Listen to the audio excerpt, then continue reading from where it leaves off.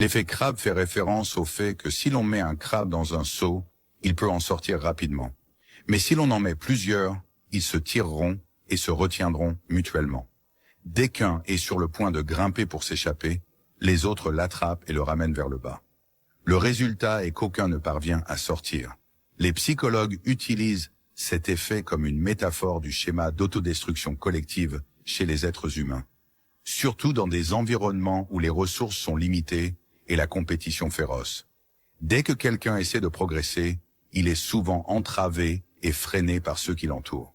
Par exemple, lorsque tu commences à être discipliné dans le sport ou les études, les gens autour de toi ne vont pas forcément t'encourager, mais plutôt te décourager. Pourquoi te donner autant de mal?